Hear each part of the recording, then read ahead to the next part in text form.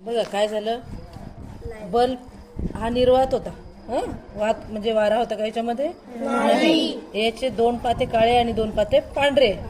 आता जेव्हा आपण लाईट बंद असतो हा, तेव्हा पाते स्थिर असतात. परंतु जेव्हा आपण ही लाईट सुरू करतो, लाईट सुरू केल्यानंतर काय होतं की या बल्बच्या प्रकाशामुळे काय होतं की काळ्या रंगाच्या पाती काय करतात, उष्णता शोषण करतात आणि त्या उष्णतेचं रिफ्लेक्शन कुठे होते? पांढऱ्या पात्याद्वारे. आणि मग त्या लाईट पासून काळे पाते काय व्हायला लागतात? दूर जायला लागतात. त्यामुळे काय होतं, हे आपल्याला पाती फिरताना दिसतात, आहे की नाही?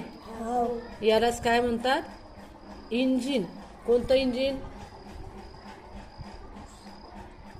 तुम्ही पाहिलं आता या प्रयोगामध्ये की काळ्या पृष्ठभागा जास्त हीट शोषतो आणि पांढऱ्या पृष्ठभाग काय करतो? लाईटचं रिफ्लेक्शन करतं. त्याच्यामुळे हा लहान मुलांचं गेम तयार होतो. लाईट व्हील किंवा काय म्हणतात त्याला?